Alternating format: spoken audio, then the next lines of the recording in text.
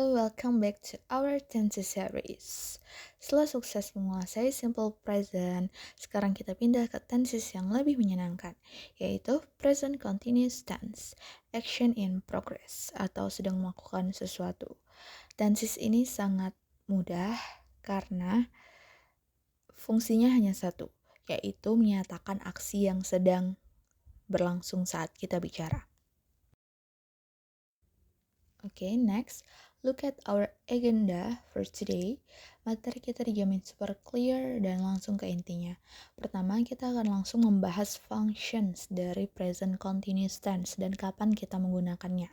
Kedua, kita akan membedah the core formula atau rumus intinya, yaitu subject, diikuti to be, dan verb ing. Kita akan melihat rumus positif, negatif, dan tanya atau interrogatif. Nah, ketiga, setelah rumus kita akan mempelajari the adding verb ing rule.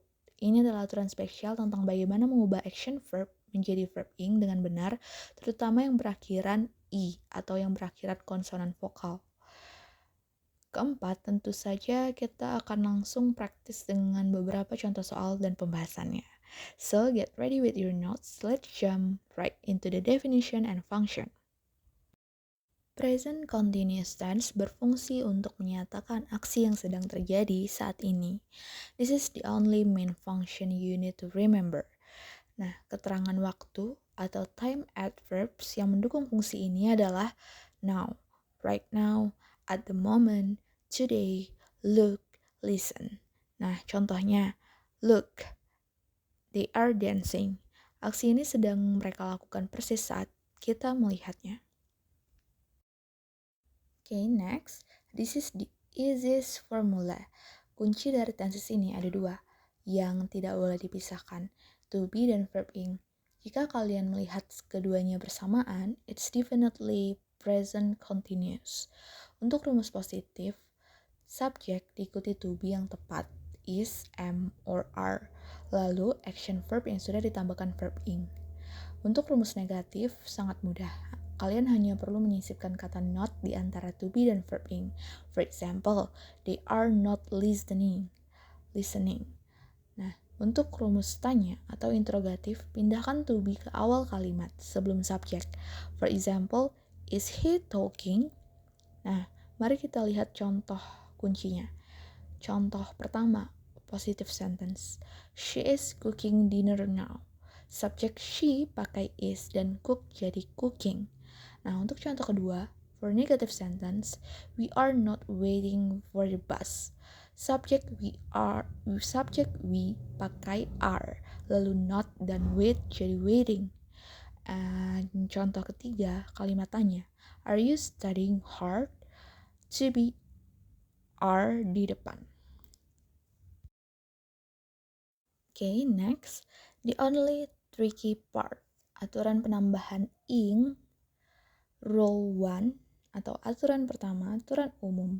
Sebagian besar verb hanya perlu ditambah ing saja.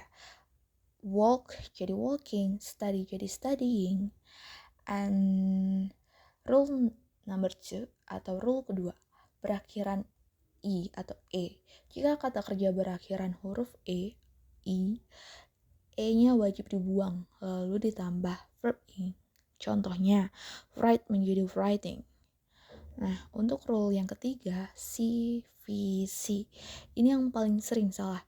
Jika 3 huruf terakhir adalah konsonan vokal konsonan terakhirnya itu didouble, lalu ditambah verb ing.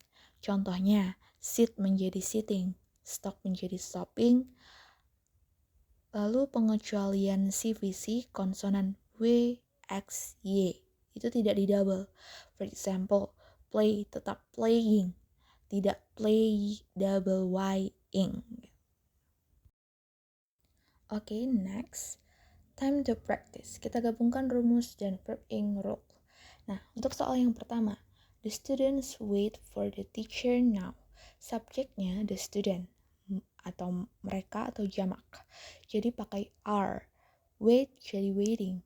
Nah, jawabannya the student are waiting. Nah, soal nomor 2, my brother lie on the sofa. ini ada aturan spesial. Verb berakhiran IE atau IE itu berubah menjadi Y baru ditambah verb ing. Lie menjadi lying, subject my brother or he jadi is lying. Oke, untuk soal nomor 3 itu kalimat negatif. I not cook dinner tonight. Subject I pakai am. Negatifnya am not. Jadi jawabannya I'm not cooking dinner. Oke, next. Sekarang Anda sudah melewati semua sesi latihan dan siap untuk assignment time. Nah, tugas mandiri ini sangat penting untuk menguji apakah pemahaman Anda sudah benar-benar kokoh. Nah, silakan ambil buku dan kerjakan latihan present continuous ini. Saya beri waktu sekitar 10-15 menit. Silahkan kerjakan semua soal latihan yang ada di halaman tersebut. Nah, ini adalah kesempatan emas untuk mengaplikasikan semua yang Anda pelajari tadi. Nah, tugas yang pertama, translate kalimat-kalimat itu menjadi bentuk present continuous tense. Dan yang kedua, jawablah soal pilihan ganda tersebut. And feel free to pause the video now. Kerjakan semua soal ini, setelah selesai, come back and let's check the answer together. Oke, ini adalah kunci jawabannya. Kalian bisa pause video ini agar lebih jelas. Hitung skor Anda. Jika Anda benar-benar benar semua, that's fantastic. Anda sudah menguasai present continuous tense. Silakan cek sisa jawaban Anda dengan kunci yang ada di layar. Dan jangan sungkan untuk rewind jika ada yang salah. Oke, great job everyone. Kalian sudah sukses menguasai tenses kedua kita, yaitu present continuous tense. Ini artinya kalian sudah bisa berkomunikasi tentang kebiasaan dan juga tentang apa yang sedang kalian lakukan saat ini. Nah, mari kita ringkas key takeaway kita hari ini. Fungsi utamanya adalah aksi yang sedang berlangsung atau action in progress. Rumusnya wajib ada is, am, are, dan verb ing. Dan ingat, hindari jebakan CVC rule dan drop E rule yang tadi saya jelaskan saat menambahkan verb ing. Nah, you've earned a moment of rest, tapi perjalanan kita masih panjang dan semakin seru.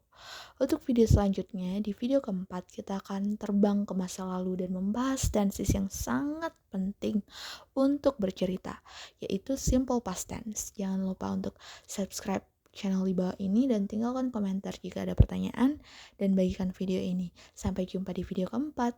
See you!